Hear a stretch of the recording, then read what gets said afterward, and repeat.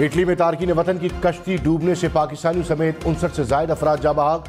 خبر ایجنسی کے مطابق کشتی میں 150 کے قریب تارکین وطن سوار تھے۔ 81 کو بچا لیا گیا۔ لاپتہ افراد کی تلاش کے لیے آپریشن۔ پاکستان حکام کا اٹلی کے حکام سے رابطہ۔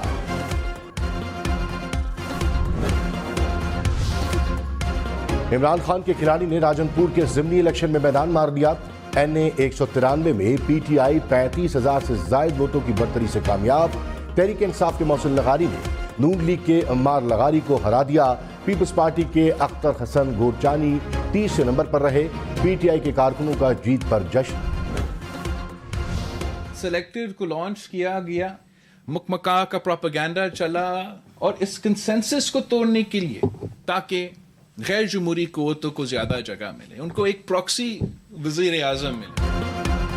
سلیکٹڈ کو سیاسی اتفاق رائے ختم کرنے کے لیے لانچ کیا گیا۔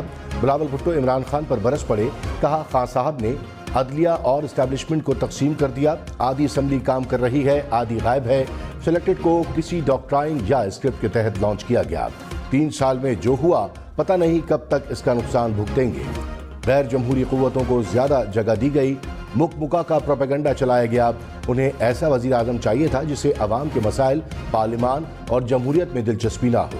عمران خان کو عدم اعتماد سے ہٹانے میں کامیاب۔ وزیر داخلہ رانا ثناء اللہ نے کہا عمران خان ملک میں افراتفری چاہتے ہیں، یہ چاہتے ہیں ملک سیاسی عدم استحکام کا شکار رہے۔ جیل بھرو تحریک ڈوب مرو تحریک بن چکی ہے۔ گرفتار افراد کو 30 روز کے لیے نظر بند کیا گیا۔ ان کے 80% افراد کہتے ہیں ہمیں چھوڑ دیں، ہمیں ورغلایا گیا۔ جیلوں کی سیر کرا رہے ہیں تاکہ انہیں جیلوں کے حالات معلوم ہو۔ پہلے دور کی جیلیں بھریں گے، پھر لاہور اور راولپنڈی کی جیلوں میں شفٹ کریں گے۔ عثمان ڈار کے مبینہ PA کا بیان سامنے آ گیا۔ جاوید علی کا عثمان ڈار کے بھائی عامر ڈار کو 50 لاکھ روپے کمیشن دینے کا دعویٰ۔ کہا NA 67 کی 4 یونین کونسلز کے 5 ٹھیکیداروں سے 50 لاکھ روپے جمع کیے۔ 3 ماہ سے عثمان ڈار کا ڈیولپمنٹ کے لیے PA تھا۔ ایک کمپنی کو 2 کروڑ روپے کا ٹھیکہ ملا، 20 لاکھ روپے کمیشن عامر ڈار کو دیا۔ عثمان ڈار نے کہا کرپشن کی ہوتی تو ملک واپس نہ آتا، مجھ سے کبھی نہیں بھاگوں گا۔ متاثرہ شہری جاوید علی نے کہا نہ میں عثمان ڈار کا PA ہوں، نہ کسی ٹھیکیدار سے تعلق تھا، مجھ پر تشدد کر کے عثمان ڈار کے لیے کرپشن کا اقبالی بیان دینے کا کہا گیا۔ پنجاب اور خیبر پختونخوا اسمبلی کے انتخابات پر از خود نوٹس۔ سپریم کورٹ میں کیس کی سماعت آج ہوگی۔ چیف جسٹس کی سربراہی میں 9 رکنی بینچ کیس کی سماعت کرے گا۔ پیپلز پارٹی، نون لیگ اور JUI کی فل کورٹ بنانے کی اپیل۔ حکومتی جماعتوں نے بینچ کے 2 ججز پر اعتراض بھی رکھا ہے۔ بلاول بھٹو نے کہا نظام عدل میں دوہرا معیار نہیں چل سکتا۔ ایسا نہیں ہوگا کہ لاڑکانہ کا وزیر اعظم پھانسی چڑھ جائے مگر زبان پاک کے وزیر اعظم کی ٹانگ میں تکلیف ہو تو عدالت 1 ہفتہ انتظار کرے۔ کاغذ پر جعلی دستخط کو عدالت کیسے نظر انداز کر سکتی ہے؟ ایسا نہیں ہو سکتا۔ بے نظیر بھٹو کی حکومت گھر بھیجنی ہو تو ایک اداریہ کافی ہو۔ عمران خان کی حکومت بچانی ہو تو آئین کو ری رائٹ کیا جائے۔ عدلیہ کی موجودہ طرز عمل کا دفاع کرنا مشکل ہے، مقدس گائے والا سلسلہ روکنا ہوگا۔ جسٹس مظاہر علی اکبر نقوی کے خلاف ریفرنس کی نقول سپریم جوڈیشل کونسل کے 4 ممبران کو ارسال۔ میاں داؤد ایڈوکیٹ نے کہا معزز جج کے خلاف ریفرنس 23 فروری کو بذریعہ پوسٹ دائر کیا، لیکن ریفرنس کی نقول متعلقہ ممبران کو فراہم نہیں کی گئیں۔ ممبران سپریم جوڈیشل کونسل ریفرنس کو سماعت کے لیے مقرر کرنے کے لیے مناسب ہدایات دیں گے۔ وزیر داخلہ رانا ثناء اللہ کی پرویز الہی کی مبینہ آڈیو پر سو موٹو لینے کی اپیل۔ کہا پرویز الہی کی بینچ فکسنگ کی آڈیو پر نوٹس لیا جائے۔ آڈیو کا فورنزک ہونے تک ہم کسی جج پر الزام لگانے کے حق میں نہیں۔ پرویز الہی جو باتیں کر رہے ہیں اس کا پتہ لگایا جائے۔ چودھری پرویز الہی کی وفاقی حکومت پر نشانے کہا شہباز شریف کی کٹ پتلی حکومت کا کوئی مستقبل نہیں۔ قوم عمران خان کو پھر سے وزیر اعظم بنانے کا فیصلہ کر چکی ہے۔ عدلیہ آئین پر پہرا دے رہی ہے۔ نااہل حکمراں ٹولے اور الیکشن کمیشن کی پنجاب میں الیکشن ملتوی کرانے کی کوششیں کامیاب نہیں ہوں گی۔ الیکشن میں عوام کا سیلاب ان ریت کی دیواروں کو بہا لے جائے گا۔